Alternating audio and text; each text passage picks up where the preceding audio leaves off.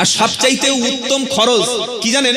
নিজের ভাই, নিজের বোন, নিজের চাচা, নিজের চাচি, নিজের আত্মীয় স্বজন এদেরকে দান করা বা এদেরকে বকশিস দেয়া বা হাদিয়া দেয়া বা গিফট করা, এটাই হলো সবচাইতে উত্তম দান। বলুন সুবহানাল্লাহ।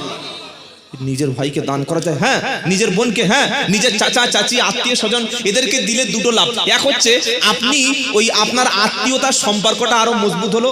কি গো, আপনার চাচা বাজার করতে যাচ্ছে, ও চাচা দাঁড়াও, বললে কি, বলে কি আনতে যাচ্ছে? কি যাবো বাবা, 200 টাকা হাতে আছে, নিয়ে বাজারে চা হয়। তা বললে ঠিক আছে আমি 500 টাকা দিচ্ছি, তুমি বাজার করে নিও। বলে না না না লাগবে না, আমি দিতে পারবো না। আরে তোমার ধার দিচ্ছি না, এটা খুশি করে দিচ্ছি।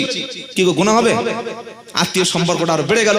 আর 2 নম্বর, নিজের আত্মীয়কে দিলে ওটা দানের ডবল সওয়াব হয়ে গেল। বলুন সুবহানাল্লাহ।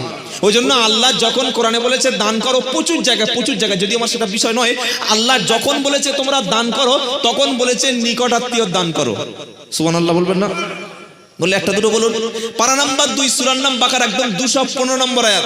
সাহাবারা প্রশ্ন করছেন, হুজুর আপনি তো আল্লাহর কোরআনে প্রথমে বললেন যে ঈমানদাররা খরচ করে, তো কার পিছনে খরচ করবে? এবার আল্লাহ বলছে শোনো, ইয়াসআলুনাকা মাযা ইউনফিকুন কুল মা আনফাকতুম মিন খায়রিন ফালিল ওয়ালিদাইনি ওয়াল আকরাবিন। আল্লাহর নবীকে প্রশ্ন করা হলো, হে আল্লাহর নবী আপনি বলুন, আমার বান্দা যখন, উম্মত যখন ব্যয় করবে, তারা কোন রাস্তায় খরচ করবে, কোন কোন পথে তারা খরচ করবে, মাদ্রাসা মসজিদ খানকা কাকে তারা দান করবে? আল্লাহ পাক বলছে শোনো, আগে মসজিদে প্রথম ডাব দিও না, আগে প্রথমে তুমি গাছের ফলটা মাদ্রাসায় নয়, আগে তোমার পুকুরের মাছটা কোনো ইমাম সাহেবকে নয়। আল্লাহ কোরআনে শোনাচ্ছে, কুল মা আনফাকতুম মিন খায়রিন ফালিল ওয়ালিদাইন।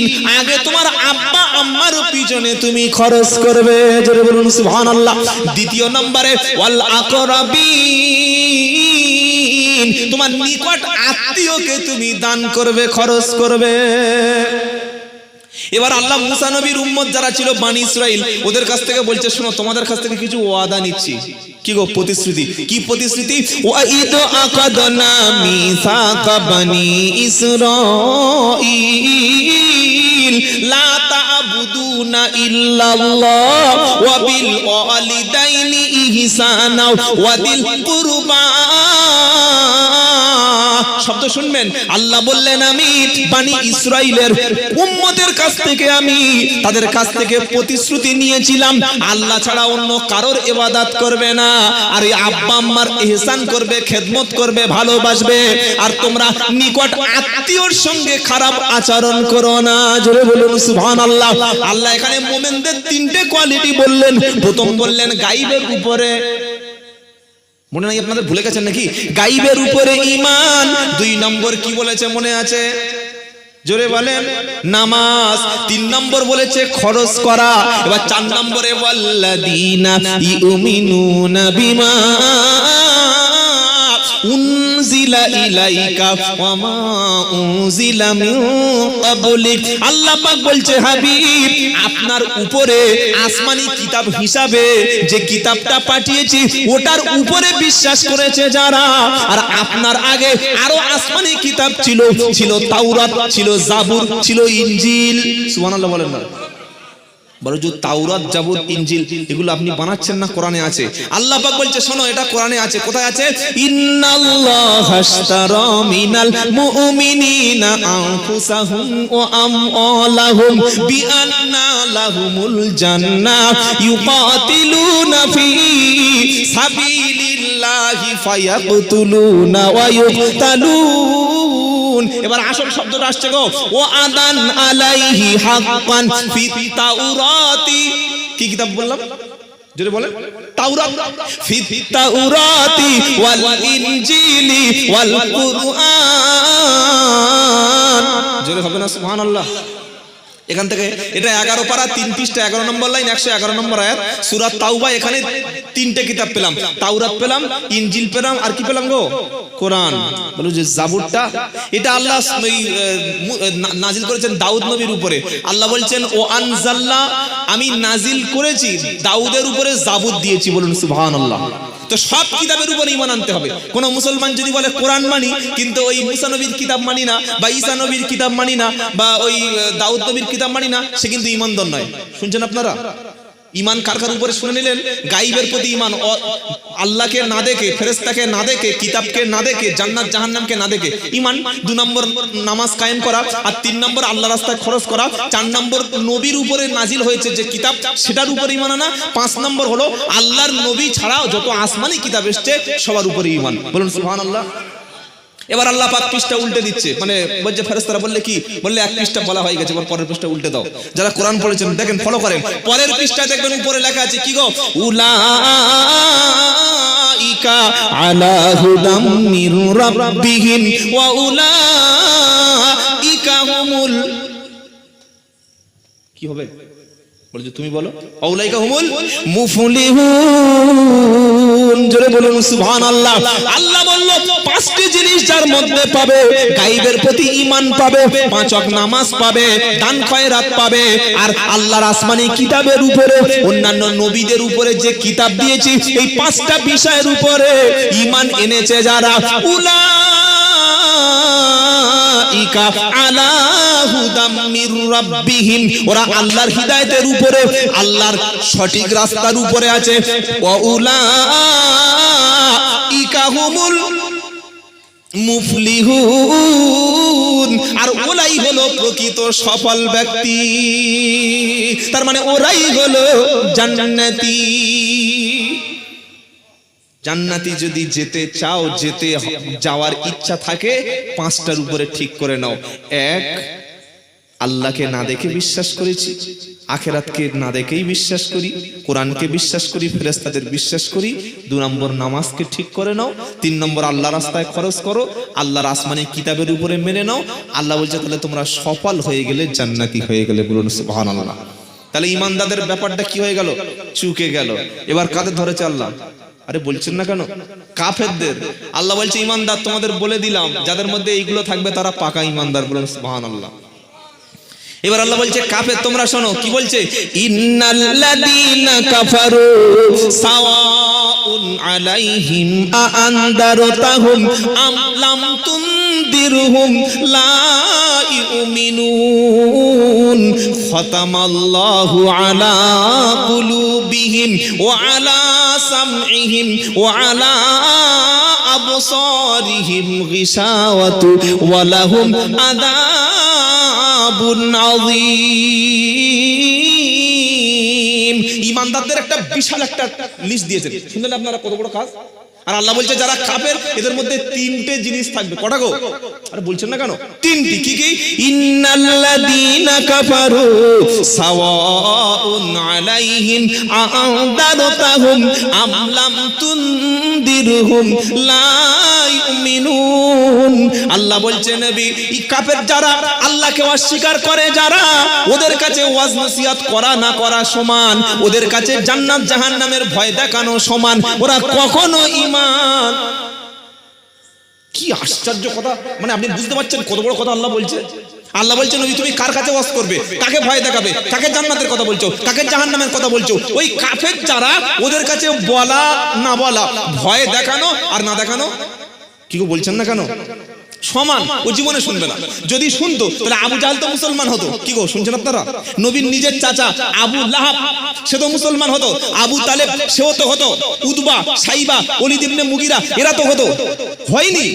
নবী সাল্লাল্লাহু আলাইহি সাল্লামের মতো একজন বিশ্ব নেতা, বিশ্ব লিডার, মহা মানুষ, তিনি ওয়াজ করছেন না, তিনি তো কোরআন থেকে ওয়াজ করছেন। কি গো নবী কি বানানো কথা বলছেন নাকি? না, কোরআন থেকে ওয়াজ করছে, আল্লাহর নবী ওয়াজ করছে, নবীর কাছে ওয়াজ শুনছে, শুনেও তাদের মনে ভয় আসেনি। কেন আসেনি? আল্লাহ বলছে ওদের কাছে ওয়াজ করা বেকার, ওদের ভয় করা, ভয় দেখানো বেকার, ওদের কাছে সাবধান করা না করা দুটোই সমান, কারণ ওরা হচ্ছে কাফের। এখন কাফের হলো কেন? এটা আল্লাহ বলছে। কি বলছে? খতামাল্লাহু আলা কুলুবিহিম ওয়া আলা সামইহিম ওয়া আলা আবসারিহিম গিশাওয়াতু ওয়া লাহুম আযাবুন আযীম। 3টি কারণে ওরা হেদায়েত থেকে দূরে সরে গেছে। তিনটি কারণে রাসূল চিনতে পারে নাই, তিনটি কারণে আল্লাহকে চিনতে পারে নাই। কি কি কারণ? প্রথম কারণ হলো খতামাল্লাহু আলা কুলুবিহিম, ওদের যে কলব রয়েছে, ওদের যে দিল রয়েছে, দিলটা মরে গেছে, দিলের উপরে পর্দা পড়ে গেছে, দিলের উপরে নোংরা জমে গেছে, দিলের উপরে শয়তান বাসা বেঁধে দিয়েছে, দিলের উপরে একদম মোহর মেরে দিয়েছে। নবীর কথা তাদের দিলে বসে না। ওরা হেদায়েত হবে কি গো? এজন্য যদি আমরা হেদায়েত পেতে চাই, জান্নাতের রাস্তা ধরতে চাই, সঠিক রাস্তা পেতে চাই, আমার দিলটা, আমার বুকটা, আমার সিনাটা, আমার কল্পটা প্রথমে বড় হৃদয় করতে হবে। আমার অন্তরটা প্রথমে ব্রড মাইন্ডেড করতে হবে, আমার দিলটা উদার হতে হবে। সেজন্য মুসা নবী ফিরাউনের কাছে যাওয়ার আগে দোয়া চেয়েছিল, কি গো মনে আছে? রব্বি শিরহলি সাদরি ওয়া ইয়াসসিরলি আমরি ওয়াহলুল উকদাতাম মিন লিসানি ইয়াফকাহু কওলি। এটা 16 পারা 12 পৃষ্ঠা, একদম 13 নম্বর লাইন সূরা তাহার মধ্যে আল্লাহ পাক বলছে, মুসা নবী বলল, রব্বানা, আমি ফিরাউনের কাছে যাব, কিন্তু বুকের মধ্যে প্রচন্ড ভয় লাগছে। রব্বি শিরহলি সাদরি, আল্লাহ আমার সিনাটাকে, বুকটাকে তুমি প্রশস্ত করে দাও। যেরকম সুবহানাল্লাহ। তো আমরা যদি জান্নাতে যেতে চাই, আমরা যদি হেদায়েত পেতে চাই, যদি ঈমান নিয়ে কবরে যেতে চাই, আবু জাহেলের মতো, আবু লাহাবের মতো, মক্কার কাফের কুরাইশদের মতো ছোট মন নিয়ে চললে হবে না। শুনছেন আপনারা? বড় মন নিয়ে শুনতে হবে। এই আলেমটা এই কথাটা বলেছে, কোরআন সুন্নাহ থেকে বলেছে, নবীর জীবনী থেকে বলেছে। আমার মধ্যে যদি সেই ভুলটা থাকে, আমার মধ্যে যদি সেই গলতটা থাকে, যদি আমি এই কাজের কেজো হয়ে থাকি, তওবা করে আজকে ছেড়ে দেব, তবে হেদায়েত পাবেন। বলুন সুবহানাল্লাহ। আল্লাহ বলছে দিলে এই মোহর মারা হয়ে গেছে। তারপরে কি গো? ও আলা সামইহিম, ওদের কানে রয়েছে পর্দা। আচ্ছা, কানে হেডফোন আছে, আর পিছন থেকে বলছে, বাবা শুনতে পাবে? কি বলছেন গো?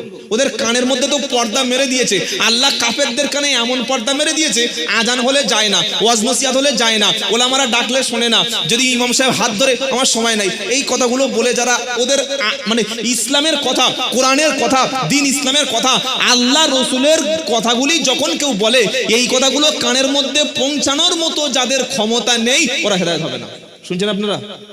আর 3 নম্বর, ও আলা আবসারিহিম গিশাওয়া, ওদের চোখে রয়েছে পর্দা। আচ্ছা, 3টে জিনিস যদি কারো না থাকে, সে মন দিয়ে কোনো কিছু, যারা দেখবেন কালা, আমাদের সমাজে কালা আছে না? নাই বাবা, কালারা কিন্তু কথা বলতে পারে না, এই বাবা বাবা করে। এক। আর 2 নম্বর, তারা শুনতেই পায় না, মুখে বলতে পারে না, কানে শুনতে পারে না, চোখে কিন্তু তারা দেখতে পায়। কি গো, শুনছেন আপনারা? চোখে দেখা পেয়ে মোটামুটি যা কিছু মনে হয় ওই দিয়ে ইশারা করে। কিন্তু আল্লাহ বলছে কাফেররা, ওরা চোখেও দেখতে পায় না, পুরো অন্ধ, কানেও শুনতে পায় না, সেদিক থেকে পুরো কালা, আবার দিলের মধ্যে মোহর মেরে দিয়েছি, ওটাও বুঝতে পারে না। কি গো? ওয়ালাহুম আযাবুন আযীম, ওদের জন্য রয়েছে মহান আযাব। এরা হচ্ছে কাফের বলা হয়ে গেল। কটা বললাম বলুন? কাফের। তাহলে 3টে বলেছি, মানুষকে আল্লাহ 3 শ্রেণীতে ভাগ করেছে। একটা হলো ঈমানওয়ালা, আমরা যারা, আলহামদুলিল্লাহ বলেন। 2 নম্বর কাফের সম্প্রদায়, অবিশ্বাসী সম্প্রদায়, আল্লাহ তাদের কথা বলে দিলেন। এবার 3 নম্বর আল্লাহ ধরেছে কাদের? বলছেন না কেন? মুনাফিক। মুনাফিক এরা কারা? যারা মুখে স্বীকার করে কিন্তু অন্তরে স্বীকার করে না। হাদিসে এদের 3টে নমুনা আছে। ইদা হাদাসা কাযাবা, যারা কথা বলে মিথ্যা বলে। ওয়াইদা আখলাফা ওয়াদা, যখন প্রতিশ্রুতি দেয় কি করে? ভঙ্গ করে। ওয়াইদা আমানাতু খাফা, আর যখন আমানত তার কাছে থাকে আমানতকে খেয়ানত করে। এই 3টি চরিত্র যার মধ্যে থাকবে, নবী বললেন সে মুনাফিক। আর একটা কোয়ালিটি যার মধ্যে থাকবে, সে পাকা মুনাফিক। সেটা কি? ঝগড়া লেগে গেলে, যখন কোনো ঝগড়া হবে, অশ্লীল ভাষা মুখ দিয়ে বলবে যারা, এরাই হলো, শুনছেন আপনারা? এক, কথা বলবে মিথ্যা। 2 নম্বর, প্রতিশ্রুতি দিলে ভঙ্গ করবে। আর 3 নম্বর, যত আমানত আছে সব খেয়ানত করবে। 4 নম্বর, ঝগড়ার সময় ভালো কথা পাবে না, একদম মা, চাচি, দাদি, নানি, সে মরা মাকে কবর থেকে তুলে আনবে। কি গো, এটা কাদের নমুনা বললাম? মুনাফিক। আল্লাহ বলছেন শোনো, মুনাফিকদের নমুনা আরেকটু পরিষ্কার করে বলে দিই। এরা কিরকম যেন বললে কি, আল্লাহ পাক শোন, অমিনান নাসি, তাহলে ঈমানদার আর কাফের দুটো বলা হয়ে গেছে। এবার আল্লাহ বলছে অমিনান নাসি মাইয়াকুলু আমান্না বিল্লাহি ওয়া বিল ইয়াউমিল আখিরি ওয়া মা হুম বিমুমিনিন। মানুষের মধ্যে এমন কিছু মানুষ আছে যারা বলে আল্লাহর উপর ঈমান এনেছি, আখিরাতের প্রতি ঈমান এনেছি। আল্লাহ পাক বলছে হাবিব আমি আল্লাহ বলছি ওরা ঈমানদার না। কি সর্বনাশের কথা দেখো, ওরা বলছে ঈমান এনেছি, আল্লাহকে বিশ্বাস করি, কোরআনকে বিশ্বাস করি, আখিরাতকে বিশ্বাস করি। আল্লাহ বলছে ওদের ঈমান নাই। কি গো, এটা আল্লাহর কথা। কেন ঈমান নাই আল্লাহ পাক বললেন জানেন? তার কারণ আছে। তার কারণ হচ্ছে কি জানেন? তার কারণ ওরা যখন মুমিনদের সাথে আসে, ওয়া ইদা লাকুল্লাযিনা আমানু ক্বালু আমান্না, ঈমানদারদের মজলিসে, ঈমানদারদের মহল্লায়, মুসলিম মহল্লায় ঈমানদারদের মজলিসে আসলে বলে ভাই তোদের দলের লোক, চিন্তা করিস না, আমরা তো তোদের সাথেই আছি। কি গো, এরকম কোয়ালিটির মুসলমান আছে গো। ঈমানদারদের মজলিসে মহল্লায় আসলে বলে ভাই তোদের সাথে আছি। আবার যখন ওই ইসলামের দুশমনদের কাছে যায় তখন কি বলে, ক্বালু ইন্না মাকুম ইন্নামা নাহনু মুস্তাহজিউন। তখন বলে ভাই আমরা তোদের সাথে আছি, আমরা ওই মোল্লা মৌলবী কটা টুপিওয়ালা দাঁড়িয়ে ওদের সাথে থাকতে যাবো কেন, ওদের সাথে মজা কি করছিলাম। কি ভাই শুনছেন আপনারা? আল্লাহ যেন ধরে ধরে বলছে, মানে এ দলে আছে ও দলে আছে, সব দলের সুবিধাবাদী। এরা কি গো বলছেন না কেন? এরা হলো মুনাফিক। এদের যখন বলা হয় ওয়াইদা কিলা লাহুম আমানু কামা আমানান নাস, তাদের যখন বলা হয় তোমরা ঈমান আনো, একবার এ দলে একবার ও দলে, কেন তোমরা এমন করছো, তোমরা আল্লাহর উপর ঈমান আনো, তখন তারা বলে ক্বালু আনুমিনু কামা আমানাস সুফাহা, তখন তারা বলে ওই নির্বোধ লোকদের মতো কি ঈমান আনবো। যারা ঈমান এনেছে ওদেরকে বলে কি, জোরে বলো, নির্বোধ। ওদেরকে নির্বোধ বলে। এরাই হলো প্রকৃত মুনাফিক। আল্লাহ বলছে মুনাফিকদের শাস্তিটা কি তোমরা জানো? ইন্নাল মুনাফিকিনা ফিদ-দারকিল আসফালি মিনান নার। 5 নম্বর পারা 20 নম্বর পৃষ্ঠা, একদম 12 নম্বর লাইন, সূরার নাম নিসা। আল্লাহ পাক বলছে মুনাফিকদের শাস্তি কাফেরদের চাইতে আরো ভয়ঙ্কর হবে, কাফেরদের চাইতে আরো তলদেশে জাহান্নামে ওদেরকে জ্বালানো হবে। কারণ কাফেররা ডাইরেক্ট ইসলামের দুশমনি করে, যারা আল্লাহর শত্রু, দ্বীনের শত্রু, এরা খোলাখুলি ইসলামের দুশমনি করে। আর মুনাফিকরা টুপি মাথায় দিয়ে কলেমা পড়ে মুসলমানদের সঙ্গে বেঈমানি করে। শাস্তি কার হবে? কি শুনছেন আপনারা? কাফেররা ডাইরেক্ট শত্রুতা করে, আর মুনাফিকরা কি করে গো? আমাদের সাথে আছে, তোমাদের সাথে আছে, কিন্তু ভিতরে ভিতরে দুশমনি। এই জন্য 3টি শ্রেণীর কথা আল্লাহ কোরআনে আলোচনা করলেন। এবার চলুন 3টে প্রশ্ন আপনাদের কাছে করেছিলাম, মনে আছে? 1, আল্লাহর নবী সাল্লাল্লাহু আলাইহি ওয়াসাল্লাম যদি খুব ভালো মানুষ হবে। ওই মুনাফিকদের প্রশ্ন, কাফেরদের। কি গো, আমরা যারা ঈমান এনেছি আমরা তো বিশ্বাস করে নিয়েছি যে আল্লাহ রসুল হলেন একদম নির্দোষ, একদম মাসুম, তার চরিত্র মহান। আমরা রসুলকে জীবনের চাইতে বেশি ভালোবাসি, বলুন সুবহানাল্লাহ। এটা ঈমানদাররা ভেবে নিয়েছে, কিন্তু শেষের দুটো বাকি আছে, 1 কাফের আর 2 মুনাফিক। এরা বলছে তোদের নবী যদি সত্যি খুব ভালো হবে তাহলে এই 7 বছরের আয়েশাকে কেন বিয়ে করলো? প্রশ্ন হয়ে গেল। আর দ্বিতীয় প্রশ্ন কি করেছিলাম, যে আল্লাহ বললেন, নবী বললেন তলাবুল ইলমি ফারিদাতুন আলা কুল্লি মুসলিম, প্রত্যেকটা মুসলমানের উপরে জ্ঞান চর্চা করা, ইসলাম চর্চা করা ফরজ। তো নবী তাহলে নিজেই তো লেখাপড়া শিখলো না, তাহলে সে কি করে বলতে পারে? 2 নম্বর মুনাফিকদের প্রশ্ন। 3 নম্বর হলো আল্লাহর নবী তিনি একজন মানে খুব ভালো লোক ছিলেন। ওই কাফেররা বলছে, মুনাফিকরা বললে কেন? বলে ভালো মানুষ যদি হবে তো এই কোমরে একটা করে তরবারি রেখে দিতে পারো, নিশ্চয়ই মাঝে মাঝে সুযোগ পেলে ঝেড়ে দিত। কি গো শুনছেন আপনারা? আর হ্যাঁ, সত্যি নবী রাখতো। এই 3টি প্রশ্নের উত্তর আজকে নিয়ে যাব, বলুন ইনশাআল্লাহ। এইবার যে মুনাফিকদের কথা বললাম, এই মুনাফিকদের একজন লিডার ছিল, নেতা ছিল। কেমন লিডার? ছোটখাটো লিডার না, ওই লিডারের বাড়ি হলো মদিনায়। কোথায় গো? মদিনায়। লিডারের নাম কি? আব্দুল্লাহ ইবনে উবাই। কি বললাম সকলে বলেন? আব্দুল্লাহ ইবনে উবাই, খালি এই নামটা মনে রাখুন, আব্দুল্লাহ ইবনে উবাই, এ হলো মুনাফিকদের নেতা, সর্দার। নবী যখন মদিনায় গেল মক্কা থেকে হিজরত করে, ওই আব্দুল্লাহ ইবনে উবাই ও মদিনার নেতা হবে, একদম পুরো রেডি, সবাই নেতা হবে। ওর মাথায় একদম সোনার যে ওই মুকুট, ওটাও উঠে গেছে, তাতে হীরা মণি মুক্তা আছে, এরকম বড় ওই সিংহাসন, সেও চলে এসেছে। মদিনার লোক আব্দুল্লাহ ইবনে উবাইকে নেতা বানাবে, কিন্তু আল্লাহর নবী সেই সময় হিজরত করে মদিনায় চলে গেলেন। আর মদিনার সব মানুষগুলো যারা নবীর উপরে ঈমান এনেছিল, তখন আর আব্দুল্লাহ ইবনে উবাইকে পাত্তাই দিল না। কি গো শুনছেন? আল্লাহ রসুলকে তারা জানে প্রাণে বিশ্ব নবী বলে তারা মেনে নিলেন, বলুন সুবহানাল্লাহ। আব্দুল্লাহ ইবনে উবাই দেখলো যে আমার এই নেতৃত্বতেই চলে গেল, তো এখন আমি যদি ডাইরেক্ট মুহাম্মদ সাল্লাল্লাহু আলাইহি ওয়াসাল্লামের সঙ্গে শত্রুতা করি, তাহলে তো পেরে ওঠা সম্ভব না। কি গো, ডাইরেক্ট নবীর সঙ্গে করা যাবে? তার দলবল বেশি, তার সম্মান বেশি, তার জনপ্রিয় বেশি, আর আল্লাহ কোরআন নাজিল করছেন, তিনি মদিনার মানে প্রধান হবেন। তো ডাইরেক্ট নাকি এক কাজ করি, আমিও এই টুপিটা মাথায় দিয়ে আর কলেমা মোটামুটি মুখে পড়ে দলে ঢুকে যাই। নবীর পিছনে নামাজ পড়তো, নবীর কাছে কোরআন শুনতো, নবীর কাছে বসে ওয়াজ শুনতো, কিন্তু যুদ্ধে যাওয়ার কথা বললে বলতো হুজুর শরীরটা খারাপ, গমটাম পেকে গেছে, বাড়িতে মেয়ের বিয়ে। কি শুনছেন আপনারা? এই কথা বলতো। যখন আল্লাহ নবী দান করতে বলতো তখন অজুহাত খুঁজতো। যখন জিহাদের আয়াতগুলো নাজিল হতো তখন চোখ বড় বড় বার হয়ে যেত, আমাদের আবার ফের যুদ্ধে যেতে বলছে নাকি রে। এই চরিত্রের লোক ওই আব্দুল্লাহ ইবনে উবাই ছিল। তো আব্দুল্লাহ ইবনে উবাই অনেক দিন থেকে খুঁজছে যে আল্লাহর নবীর বিরুদ্ধে কিভাবে একটা বদনাম সমাজে প্রতিষ্ঠা করা যায়। শুনছেন আপনারা?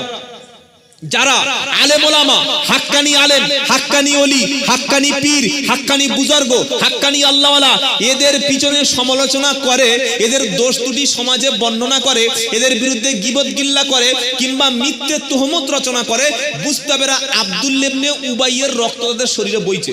কি আপনারা বক্তব্য বুঝতে পারছেন বাবা? একটু কঠিন হয়ে যাচ্ছে নাকি? সহজ করে বলবো, বুঝতে পারছেন তো? এই আব্দুল্লাহ ইবনে উবাই মুনাফিকদের নেতা, সে একটা সুযোগ খুঁজছে অনেক দিন থেকে যে মুহাম্মদ সাল্লাল্লাহু আলাইহি সাল্লামের বিরুদ্ধে কিভাবে এমন একটা ঘটনা বলবো না যে মদিনার সব মানুষ বিশ্বাস করে নেবে, আর ওই সবাই নবীকে ছিচি ছিচি করতে শুরু করবে, আর সেই সময় আমি কি হব? আরে বলছেন না কেন? বাদশা হবো, নেতা হবো, ক্ষমতা আমি হাতে তুলে নেব। শুনছেন আপনারা?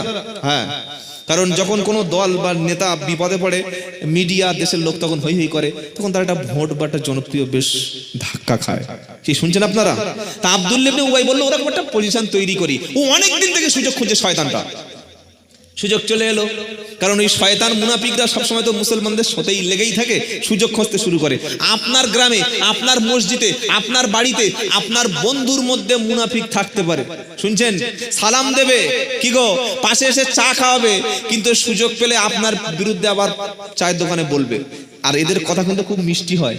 কি, মুনাফিকদের ভাষাটা মিষ্টি। তাই কবি বলছে, দুষ্টু লোকের মিষ্টি কথা বসবে এসে পাশে, কথা দিয়ে কথা নেবে, জানটি নেবে শেষে। শুনছেন? ওরা কিন্তু আপনার সামনে নিন্দা করবে না, সামনে বলবে ভাই আল্লাহ সত্যি তোর অনেক সময়, হ্যাঁ, চা খাওয়ার জন্য ভালো ভালো কথা বলবে, আর পিছনে গিয়ে বাঁশ একদম পুরো ভরে দেবে। তাই কবি বলছে, দুষ্টু লোকের মিষ্টি কথা বসবে এসে পাশে, কথা দিয়ে কথা নেবে, জানটি নেবে শেষে।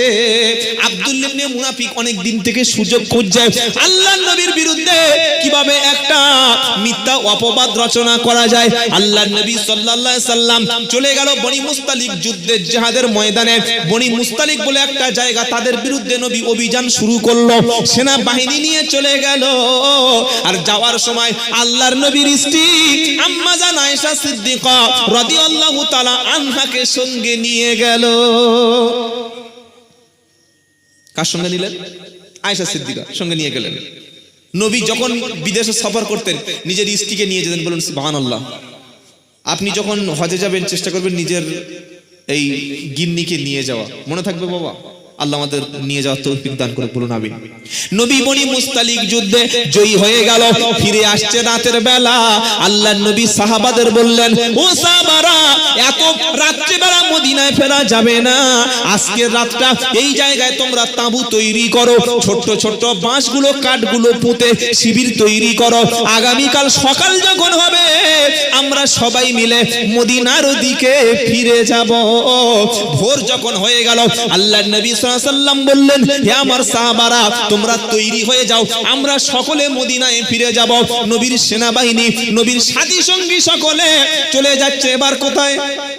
মদিনার দিকে চলে গেল। আর আয়েশা সিদ্দিকার বয়স কম, তার শরীরে একদম হালকা চেহারা আয়েশা। তিনি যখন বিদেশে যেতেন, আল্লাহর নবীর সাথে যেতেন, তিনি কোনো জায়গায় খোলামেলা যেতেন না। যখন তিনি বাইরে যেতেন, উটের পিঠে কাপড় দিয়ে ঘিরে কাঠের একটা হাওদা তৈরি করে ওর মধ্যে বসে যেতেন, কেউ বুঝতে পারতো না আল্লাহর নবীর স্ত্রী আম্মা জান এর মধ্যে যাচ্ছে। বলুন সুবহানাল্লাহ। তুমি নিজেকে মুসলমান বলো, আমি নিজেকে মুসলমান বলি। আমার বাড়ির মেয়েটা, আমার বাড়ির বোনটা, আমার বাড়ির গিন্নিটা যখন বাড়ির বাইরে বার হয়, তখন যুবকদের চোখ বারবার চোখের দ্বারায় ধর্ষণ হয়, চোখের দ্বারায় ধর্ষণ হয়, মন দিয়ে ধর্ষণ হয়। কি শুনছেন আপনারা? মুসলমান তো সে যার বাড়ির মেয়েটা, যার বাড়ির বোনটা, যার বাড়ির স্ত্রীটা ও শ্বশুর বাড়ি যাবে, ভাড়াবাই বাড়ি যাবে, আত্মীয় স্বজনের বাড়ি যাবে, তোমার মেয়েটা খোলামালা চুল বার করে বুকের কাপড় অংশগুলো সরিয়ে, পিঠের কাপড়টা সরিয়ে, বোরকা ছাড়া, হিজাব ছাড়া রাস্তায় বার হয়েছে, আর তুমি সামনে দাড়ি নিয়ে কলেমা জিকির করছে, হাতে তাসবিহ, ইল্লাল্লাহ ইল্লাল্লাহ ইল্লাল্লাহ ইল্লাল্লাহ, আল্লাহ আল্লাহ আল্লাহ আল্লাহ বলছে। কত বড় খেপা দেখছিস? আরে শুনছেন আপনারা? জিকির করছে, আল্লাহ স্মরণ করছে, আর ও দায়ুস হয়ে ঘুরছে। আল্লাহ তার নবীকে ডেকেছে, ডেকে কি বলছে? ইয়া আইয়ুহান নাবিয়্যু কুল্লি আজওয়াজিকা ওয়া বানাতিকা ওয়া নিসাইল মুমিনিন ইদুনিনা আলাইহিন্না মিন জালাবিবিহিন্না যালিকা আদনা আইয়ুরাফনা ফালা ইউদাইন। ও নবী, হে আমার প্রিয় নবী, ইয়া আইয়ুহান নবী, হে আমার প্রিয় নবী, কুল বলো, লি আজওয়াজিকা, তোমার স্ত্রীদেরকে বলো, ওয়া বানাতিকা ওয়া নিসাইল মুমিনিন, তোমার মহিলাদেরকে বলো, কন্যাদেরকে বলো, আর মুমিন নারীদেরকে বলো। তিনজনকে আল্লাহ বললেন, নবী বললেন তোমার স্ত্রীদেরকে বলো, তোমার মেয়েদেরকে বলো, আর বিশ্বের সমস্ত মুমিন নারীদেরকে বলো। কি বলে দাও? আল্লাহ বললেন যে কুল্লিল মুমিনিনা, আল্লাহ বললেন ইয়া আইয়ুহান নবী কুল্লি আজওয়াজিকা ওয়া বানাতিকা ওয়া নিসাইল মুমিনিন। আল্লাহ বলছেন বলো কি? জালাবিবিহিন্না, তোমরা তোমাদের মাথার কাপড়টা, ওন্নাটা দিয়ে তোমাদের গলাটা, তোমাদের মাথাটা, তোমাদের চেহারাটা তোমরা ঢেকে নাও। বলুন সুবহানাল্লাহ। আল্লাহ নবীকে বলছে, হাবিব বললে কি? বলে তুমি যখন স্ত্রীদেরকে বার করবে, মোমেন মেয়েরা যখন তারা বাইরে যাবে, তাদের ওন্না কাপড় দিয়ে একদম এরকম সেম, আল্লাহ এরকম রসুলকে জিবরাইলকে বলছেন যেন বলো যে কাপড়ের সামনের অংশ দিয়ে যেন ঢেকে নেয়। বলুন সুবহানাল্লাহ। তো নবী বললেন আচ্ছা ঠিক আছে। আল্লাহ বলছেন ঢাকলে কি লাভ জানো? বললে কি? দালিকা আইয়ুরাফনা ফালা ইউদাইন। এর দ্বারাই দুটো লাভ হবে, একটা হলো মুমিন মুসলমান হিসাবে চিনে নেওয়া যাবে, আর দুই নম্বর হলো কেউ তোমাদের কোনোদিন ইজ্জতের ক্ষতি করবে না। বলুন সুবহানাল্লাহ। কেউ উত্ত্যক্ত করবে না, কেউ তোমার বড় কথা বলবে না, লাঞ্ছিত করবে না, আঁচল ধরে টানবে না, ফোন নাম্বার চাইবে না, পিছন থেকে শীষ দেবে না, তোমার কাছে গিয়ে বসবে না। কি শুনছেন আপনারা?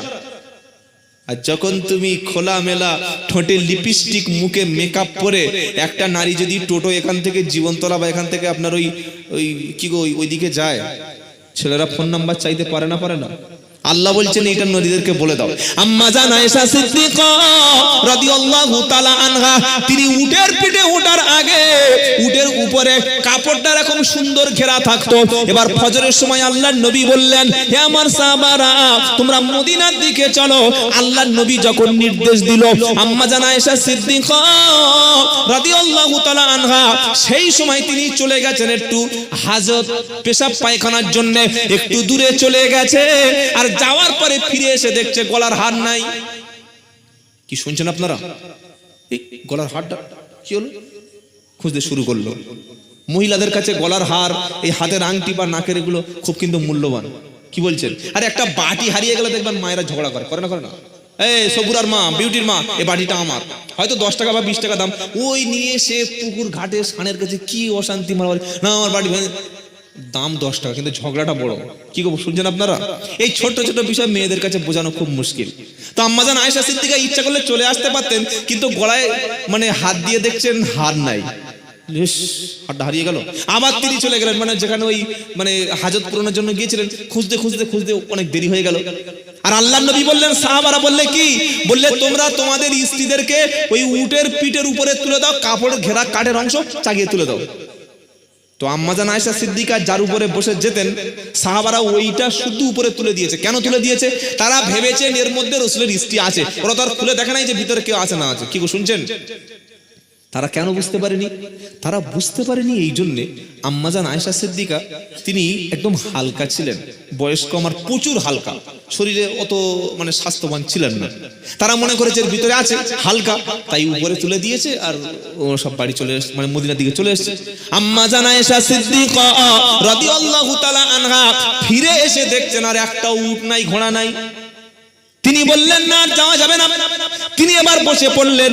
বসে যখন পড়লেন তখন রাত একটু বাকি আছে, মুখের উপরে একটা কাপড় দিয়ে তিনি শুয়ে পড়লেন। তিনি ভাবলেন যে সমস্ত সাহাবারা আমাকে ভেবেছে যে উটের পিঠে ঘেরা অংশের মধ্যে আমি আছি, তারা যখন কিছুক্ষণ যাবে, আমার আওয়াজ যখন পাবে না, যখন বুঝতে পারবে আয়েশা সিদ্দিকা নাই, নিশ্চয়ই তারা ফিরে আসবে।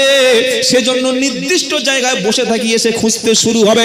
আল্লাহর নবীর সাহাবা যখন মদিনার দিকে বেশ কিছু চলে গেল, নবী একটা সাহাবাকে বললেন, সাহাবা আমি তোমাকে দায়িত্ব দিচ্ছি, তুমি সবার শেষে আসবে। যদি কারোর কোনো বস্তু হারিয়ে যায়, হারানো বস্তুগুলো খুঁজে খুঁজে নিয়ে আসবে। ওই সাহাবার নাম হলো হযরতে সফওয়ান রাদিয়াল্লাহু তাআলা আনহু। কি নাম বললাম? সফওয়ান।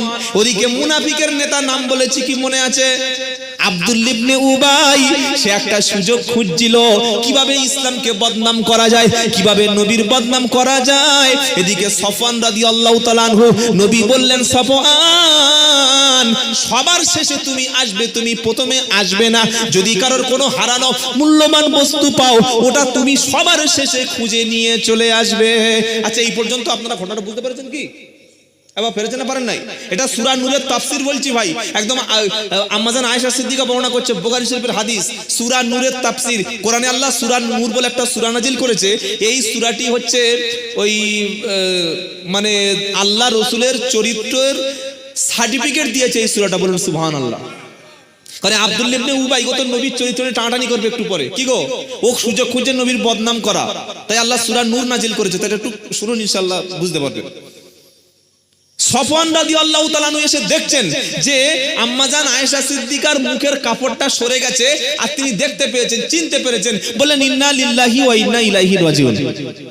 একটা মেয়ে ছিল একা মাঠের মধ্যে পড়ে আছে। আচ্ছা, তিনি চিনতে পারলেন কি করে? অনেকে প্রশ্ন করতে পারে, তার মানে কি ওই সফওয়ান রাদিয়াল্লাহু তাআলা আনহু আল্লাহর নবীর বাড়িতে গিয়ে নবীর বউয়ের মুখ দেখতেন? কি প্রশ্ন হতে পারে না? পারে না? আরে বলছেন না কেন? আপনি ধরুন একটা ওই মেয়ে দেখতে গেছেন, মেয়েটার নাম কি? বললে সেলিমা। কোন ক্লাস? উচ্চ মাধ্যমিক। এবার মেয়েটার মা যখন দেখে চলে আসছে, মেয়েটার মায়ের দিকে আপনি দেখেই, এই তুমি এখানে, এটা তোমার মেয়ে? বললে হ্যাঁ।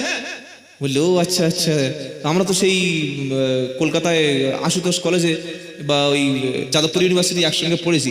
আপনি যদি আগে দেখে থাকেন তবে তো চিনতে পারবেন। কি বলছেন আপনারা? আমার নাম আব্দুল্লাহ জুবায়ের। যারা আমাকে আগে দেখেছেন বা ইউটিউবে টুকটাক দেখেছেন, তারা আমাকে চিনতে পারছেন। যারা দেখা নাই বলে খিরে, অনেকে প্রশ্ন করতে পারে, কি বলছেন আপনারা? তো আল্লাহর নবীর স্ত্রী আম্মাজান আয়েশা সিদ্দিকা রাদিয়াল্লাহু তাআলা আনহা শুয়েছিলেন, মুখের কাপড়টা সরে গেছে, আর সফওয়ান রাদিয়াল্লাহু তাআলা আনহু তিনি রাসূলের স্ত্রীর মুখটা দেখে বলেন ইন্না লিল্লাহি ওয়া ইন্না ইলাইহি রাজিউন। তিনি আইডেন্টিফাই করলেন, শনাক্ত করলেন যেটা নবীর স্ত্রী আয়েশা। তিনি কি করে বুঝতে পারলেন?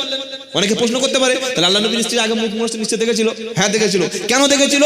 তখন পর্দার আয়াত নাজিল হয়নি। সেই সময় আল্লাহর নবীর বাড়িতে যে কোনো সাহাবা ইচ্ছা করলে যেতে পারতেন, নবীর স্ত্রীর মুখ যে কোনো সময় ইচ্ছা করলে দেখতে পারতেন। সেই পর্দার আয়াত নাজিল হওয়ার আগে হযরতে সফওয়ান রাদিয়াল্লাহু তাআলা আনহু নবীর স্ত্রী আম্মাজান আয়েশাকে দেখেছিলেন, আর তারপরে পর্দার আয়াত নাজিল হয়েছে, তারপরে দেখেনি। এবার মুখ দেখেই চিনতে পেরেছে। কি বুঝতে পেরেছেন না পারেন না? যখন চিনতে পারলো ইন্না লিল্লাহ বললো, হযরতে আম্মাজান আয়েশা সিদ্দিকার ঘুম ভেঙে গেল। তিনি সঙ্গে সঙ্গে মুখের কাপড়টা টেনে নিলেন, বলুন সুবহানাল্লাহ। ঘুম যখন ভেঙে গেল, মুখের কাপড় যখন টেনে নিল, সফওয়ান রাদিয়াল্লাহু তাআলা আনহু ব্যাপারটা বুঝতে পারলেন কোন একটা মিস্টেক হয়ে গেছে। সফওয়ান রাদিয়াল্লাহু তাআলা আনহু তিনি আম্মাজান আয়েশা সিদ্দিকা রাদিয়াল্লাহু তাআলা আনহাকে বললেন, ইশারা করলেন, উঠে পড়ো। কোথায়? উটের পিঠে, বুঝতে পারছেন না? ইশারা করলেন। আচ্ছা, তিনি ইচ্ছা করলে বলতে পারতেন না আসসালামু আলাইকুম আম্মাজান, বা ও আয়েশা তুমি দেরি করে গেলে কেন, একা শুয়ে আছে কেন, এখানে বসে আছে কেন, তুমি যাওনি কেন, কি সমস্যা? বলতে পারতেন না? পারেন না? আরে বলছেন না কেন? বলতে পারতেন, কিন্তু কেন বলেননি? তার কারণ আছে। তার কারণ হচ্ছে নবী সাল্লাল্লাহু আলাইহি ওয়াসাল্লাম বললেন, শোনো, যখন কোনো অপরিচিতা নারী তোমার চোখের সামনে আসবে, কুল্লিল মুমিনিনা ইয়াগুদ্দু মিন আবসারিহিম ওয়া ইয়াহফাজু ফুরুজাহুম। 18 পারা 12 পৃষ্ঠা 5 নম্বর লাইনে 30 নম্বর আয়াত, সূরার নাম সূরা নূর। আল্লাহ বলছেন, হে বিশ্ববাসী মুমিন পুরুষ শুনে রাখো, যখন কোন নারী তোমার চোখের সামনে আসবে, তুমি তোমার দৃষ্টিটাকে নিম্নগামী করবে, তোমার দৃষ্টিটাকে সংযত করবে, আর লজ্জাস্থানকে হেফাজত করবে। চোখ হেফাজত করলে জেনার মতো পাপ থেকে বেঁচে যাবে। একবার তাকিয়ে আর তাকাননি, মাথাটা নিচু করে মুখটা নিচু করে বললেন, উঠে পড়ুন। কত বড় একজন ঈমানওয়ালা, বুঝতে পারছেন? সুবহানাল্লাহ বলতে ইচ্ছা করে না? আর এই বাজারটা দেখে আসুন, সুবহানাল্লাহ তখন মুখে থাকবে, তখন নাউজুবিল্লাহ বার হয়ে যাবে। কি গো, সেই নবীর উম্মতেরা যারা ঘুরছে বাজারে, মেয়ে দেখে ঘুরে বেড়াচ্ছে।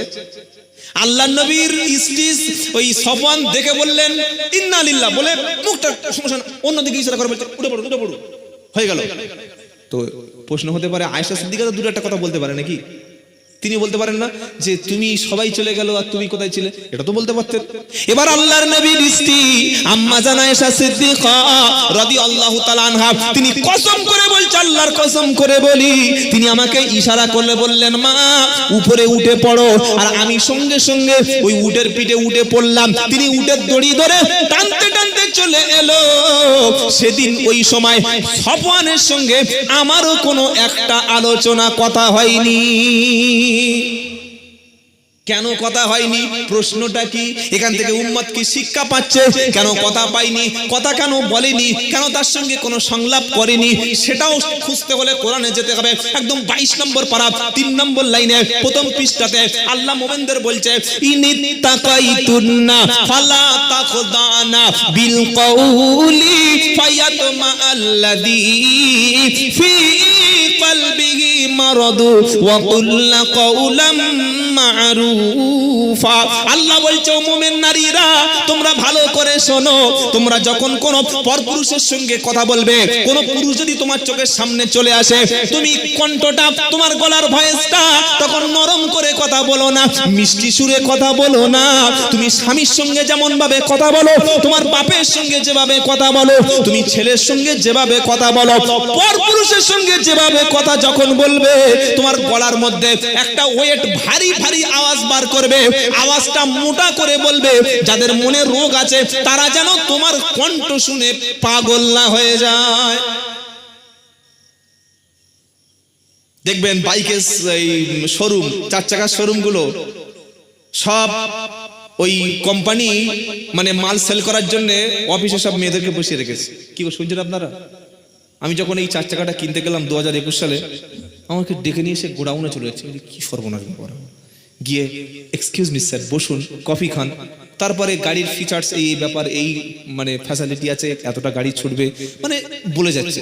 তো ইচ্ছা করলে কোম্পানি একটা মেয়েদের পুরুষদেরকে বোঝাতে পারতেন, কারণ পুরুষের চাইতে নারীদের কথাটা মানুষ বেশি গ্রহণ করে। কি বলছেন আপনারা? শুনছেন? মা বাপ সারাদিন বলছে, ভাই বলছে, গুরুত্ব দেয় না, আর বউ বলছে, এই দেখো তুমি যদি আমার সত্যি ভালোবেসে থাকো, কাল থেকে নামাজ পড়তে যাবে, তুমি দাড়িটা চাঁচবে না। এইটা বলে দেখবেন এই আব্দুল্লাহ জুবাইরের বক্তব্য, মুফতি সাহেবের বক্তব্য, রজব আলী সাহেবের বক্তব্য, মাহফুজ সাহেবের বক্তব্য, পূর্বার পীর সাহেবের বক্তব্য, মদিনার ইমাম সাহেবের বক্তব্য চাইতে ওই বিবির কথাটা বেশি কাজে লাগে। কি গো, শুনছেন আপনারা? হয় না? হয় না? বিবি বলছে কি? বলছে কাল থেকে নামাজ কাজা করো না, আর কাল থেকে দাড়িটা ছাঁচবে না। আর বউ বলেছে, আহা, কথাটা মেনে নেওয়া যাবে। এজন্য একটা নারী ইচ্ছা করলে তার স্বামীকে ভালো বানাতে পারে। বলুন সুবহানাল্লাহ। কি শুনছেন আপনারা? আল্লাহ বলছেন ও নারী, তোমরা যখন পরপুরুষের সঙ্গে কথা বলবে, সামনাসামনি হোক আর ফোনে কথা হোক, তোমাদের কণ্ঠটা মিষ্টি করে বলো না। কিন্তু আমাদের মেয়েরা কি করে, সম্পূর্ণ 100 ডিগ্রি 80 ডিগ্রি উল্টো। ওরা যখন স্বামীর সাথে কথা বলে, তুমি বেশি জানো, এমন করে কথা বলবে যেন হাইকোর্টের জজ। আর পরপুরুষের সঙ্গে যখন কথা বলবে, কি গো, ডাক্তারের সঙ্গে, মাস্টারের সঙ্গে, ওই যারা পোলিও খাওয়াতে আসে তাদের সঙ্গে, তারপরে ওই কন্যাশ্রী ফর্ম ফিল আপ করতে গিয়ে, বা বেকার ভাতা আনতে, মানে যত জায়গা আছে মেয়েদের কথা বলার, খালি স্বামী ছাড়া অন্য পুরুষের সঙ্গে এমন মিষ্টি করে কথা বলবে জান যেন জুড়িয়ে যাচ্ছে। এটা হয় না, হয় না? কিন্তু আল্লাহ বলছে না, যে পুরুষের মনের মধ্যে রোগ আছে, নারীর কণ্ঠ শুনে যে ফোন কাটতে চায় না, মেয়ে ছেলের গলা শুনে যে বারবার রং নাম্বারে ফোন করে, ওই রকম পুরুষের খপ্পরে পড়ে গেলে তোমার তো জান হালকা করে দেবে। কি গো, এই জন্য আল্লাহ বলছে নারী, তোমার কণ্ঠটা পরপুরুষের সঙ্গে মোটা করে কথা বলো। ফোন করে, হ্যালো স্বামী বাড়ি আছে? না। কোথায় গেছে? জীবনতলা। কখন আসবে? রাত্রেবেলা। ঠিক আছে ডাকুন, পর আসলে কথা বলবেন। এটা আল্লাহ বলছে বলো। হ্যালো, হ্যাঁ আমার ওই টোটালের আব্বা বাড়ি নাই, রাত 10টার সময় আসলে একটু হ্যাঁ ঘুরিয়ে ফোন করতে। তখন ছেলেটা বলছে, উফ, এই ছত্তার চাচার বউর এত সুন্দর গলা, কি ভাববে না, ভাববে না গো? আরে এই জন্য তো ফোনের কাস্টমার কেয়ারে সব মেয়েরা ফোন করে। কোনদিন বেটা ছেলে শুনেছেন কথা বলতে? বলছেন না? কি খুঁজে আপনার শুনেছেন? বেটা ছেলে ফোন করে কাস্টমার কেয়ার থেকে। মেয়ে ছেলে 28 দিন হয়ে গেছে, কবে রিচার্জ করবেন? আজকে আপনার শেষ দিন। মানে এমন করে ইমপ্রেস করবে যেন করে রিচার্জ করে নিয়ে বসে থাকে।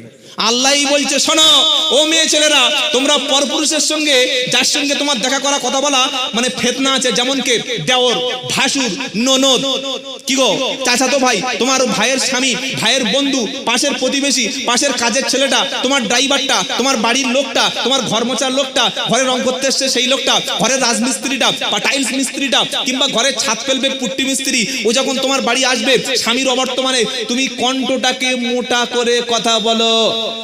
শুনছেন আপনারা? এটা যদি কোরআন আর কোরআনের আয়াত এটা, সেটা যদি নিয়ম হয়ে থাকে, তাহলে এই যে গজল শিল্পী মহিলারা গজল বলে, কি গো 20 বছর 22 বছর, 3 ছেলে 2 ছেলের মা, বিভিন্ন পারবিন, কি কি পারবিন সব বুঝে নেন, এই এসে এমন মিষ্টি স্বরে গজল বলছে, মানুষ পাগল করে দেবে। আসলে এরা হচ্ছে দাজ্জাল, এরা হলো ফিতনা, এরা ঈমান নষ্ট করে দেবে। আল্লাহ জাতিকে হেফাজত করুন, সকল জীবন আল্লাহুম্মা আমিন। আম্মা জানা আয়েশা সিদ্দিকা রাদিয়াল্লাহু তাআলা আনহা, তিনি বলছেন সফওয়ানের সঙ্গে আমার কোনো কথা নাই। সফওয়ান রাদিয়াল্লাহু তাআলা আনহু, তিনি উটের দড়িটা হাত দিয়ে টানতে টানতে মদিনার দিকে নিয়ে গেলেন। আর এই খবরটা চলে গেল শয়তানের কাছে, বেঈমানের কাছে। নাম কি ভুলে গেছেন? উবাই, আব্দুল্লাহ ইবনে উবাই। এবার মদিনায় সব জায়গায় ঢোল পিটে দিয়েছে, সব জায়গায় মিডিয়ায় ভাইরাল করে দিয়েছে। সে বলল, আম্মা জানা আয়েশা সিদ্দিকার সাথে রাসূলের স্ত্রী আয়েশা নিশ্চয়ই কোনো একটা কিছু ব্যাপার। নাউজুবিল্লাহ বললেন না? নবীর স্ত্রীর চরিত্র নিয়ে টানাটানি করছে গো, ঈমান চলে যাবে। কেউ যদি কোনো মুফতি সাহেবের সমালোচনা করে, কেউ যদি মাওলানা সাহেবের সমালোচনা করে, কেউ যদি কোনো ইমাম সাহেবের সমালোচনা করে, গীবত করে, বদনাম করে, একটা মাত্র কবিরা গুনাহ হবে, ঈমান কিন্তু যাবে না। আর কেউ নবীর শানে, নবীর স্ত্রীর শানে, নবীর বিবিদের শানে সামান্য কথা বলে, লোকটা ঈমানদার নয় বরং বেঈমান হয়ে যাবে। ওর বেঁচে থাকার অধিকার পৃথিবীতে নাই। শুনছেন আপনারা? নবীর বিবি নিয়ে, চরিত্র নিয়ে যদি কেউ কথা বলে, তার বেঁচে থাকার অধিকার নাই।